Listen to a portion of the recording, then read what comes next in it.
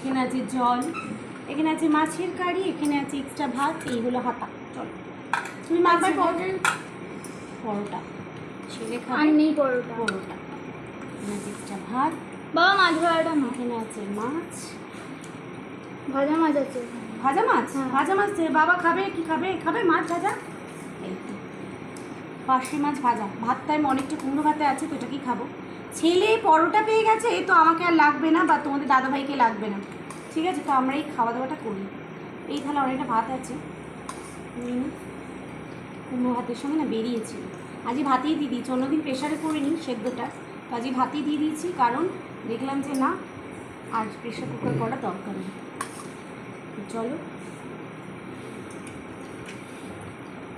এখানে আছে মাছ ভাজা, পার্শে মাছ ভাজা, কিন্তু ভালো ভাবলাম ঝাল করব, কিন্তু যা প্রচণ্ড আজকে আমাদের শালকিয়া বা হাওড়া কলকাতায় গরম পড়েছে না, এখন পাতলা সেদ্ধ খাওয়াটাই বেটার। সব থেকে বেটার হয় যদি আমরা পান্তা ভাত খাই আলু ভাজা দিয়ে। তোমাদের কার কার প্রিয় অবশ্যই জানাবে। নিয়ে যেটা কাঁচা লঙ্কা, আর এবারে কিন্তু খাওয়া দাওয়া শুরু করবো। অনেকটা পরিমাণ কুমড়ো নিয়েছি, তোমাদের দাদাভাই খায় না, তবে আজকে খেলো। একটু সর্ষের তেল কাঁচা লঙ্কা দিয়ে মাখলেই না কুমড়োটা কিন্তু খুব ভালো লাগে। কার কার পছন্দ জানাবে, কুমড়ো কিন্তু খুব ভালো লাগে। আমার তো বরাবরই প্রিয়। আর কুমড়ো চিনতে হলে তলাটা থাকবে একটু সবুজ আর ওপরটা থাকবে পুরো অরেঞ্জ কালার, আর দেখলেই একদম কচকচ করে একটা আওয়াজ হবে, তাহলে ওটা হচ্ছে খুব ভালো কোয়ালিটির কুমড়ো, মানে খুব মিষ্টি কুমড়ো। আর কাঁচা কুমড়ো দিয়ে আমরা ইলিশ মাছ খাই, আর মিষ্টি কুমড়ো ভাতে কিন্তু দুর্দান্ত লাগে। ভাতে বা ছক্কা বলে যেটা, কুমড়ো দিয়ে হয় একটা আইটেম আছে বাঙালদের, তাই তো?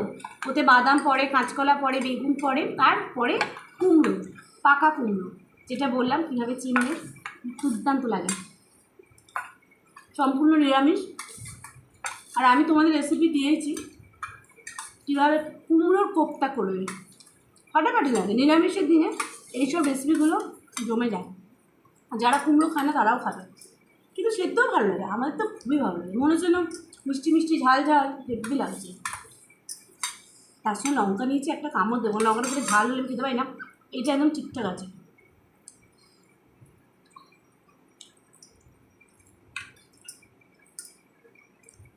ভালো।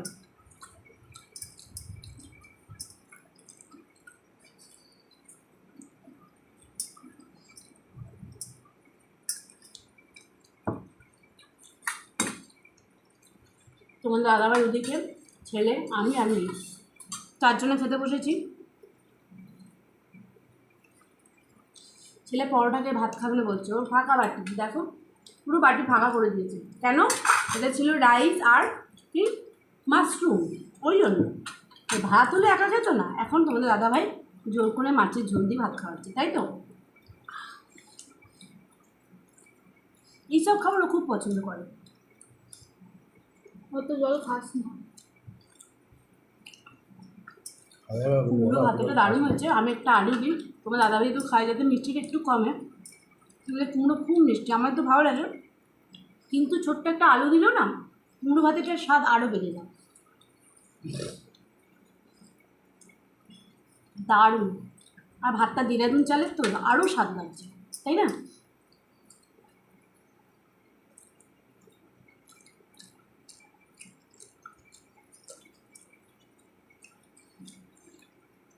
এখন তো তেল মশলা কম খাওয়াই ভালো, প্রচণ্ড গরম পড়েছে, হালকা পাতলা খাওয়াটা ভালো। বেশিরভাগ দিন পান্তা ভাত করে রাখবে, বলো আলু ভাই আপনাদের যে সকাল খাওয়া পেট ঠান্ডা পান্তা ভাতটা খুব ভালো।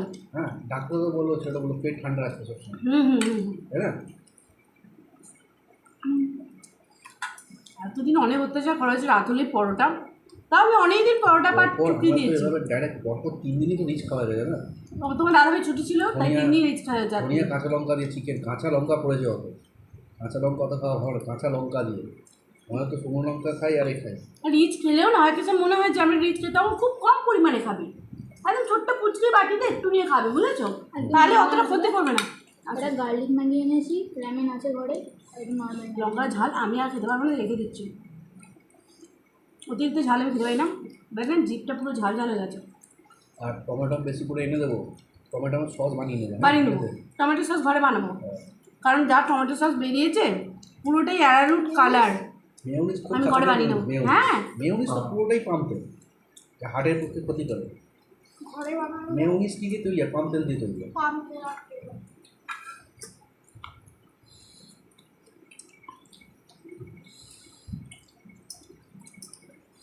এবারে নেব মাছ, একদম আমাকে দিয়ে আমার মাছ এই তো দিচ্ছি।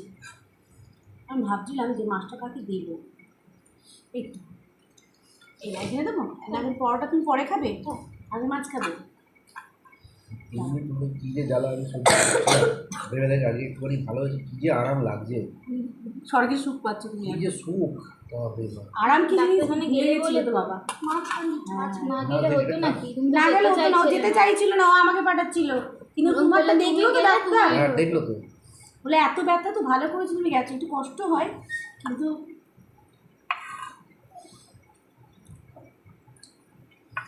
এই হালকা পাতলা খাওয়ার রিজন হচ্ছে এটাই, তোমরা যেটা শুনছো শরীরটা বেশ খারাপ, কাঁচা লঙ্কা বের খেতে পারছি না, ঝাল লাগছে, রেখে দিই রাত্রি নেবো। তুমি নেবে না, তোমাকে তো ঠিক জাল দেওয়াই যাবে না, তোমার জন্য আরই হালকা পাতলা খেলে শরীর সুস্থ থাকে, খুব ভালো থাকে। আর বয়স হয়ে গেছে এমনি হালকা পাতলায় চুলের আসাটাই ভালো। আর আমি মনে করি শরীরের থেকে বড় সম্পদ কিছু হয় কিছু না। হয় না। শরীর হচ্ছে আমাদের সব থেকে বড় সম্পদ, আর সেটাকে সব সময় সেটার জন্য যা করতে হয় করবো, তাকে তেতো খেতে হলে তেতো খাবো, জলের মতো রান্না খেতে হলে তাই খাবো, কিন্তু শরীর সুস্থ রাখবো। তবে কি রিচ খাবো না, একদম নামমাত্র খুব সুস্থ থাকলে, কেউ যদি এক বাটি খাও ঝোল এইটুকু শাক করে নাও ব্যাস, ওই জিভ থেকে গলা পেটে অবধি পৌঁছানো উচিত না, তাই তো ব্যাস। তো আমি যদি জল ঢাকা ভাত খেয়ে সুস্থ থাকি, জল তাহলে ঢাকা পয়সা খরচা করে কেনই বা আমি ওষুধ খেতে যাবো? ওইটাই হলো কথা, জিনিস খাবার খেয়ে ওটাই হলো কথা। মাছ নাও, আরও অনেকগুলো মাছ আছে, আমি নিয়ে নাও, রাতে দেখা যাবে রাতে কী করবো। আমি এই বেলার জন্যই করেছি, কিন্তু দুবেলা রান্না একবারে পোষায় না আমার, আর গরম পড়ে গেছে।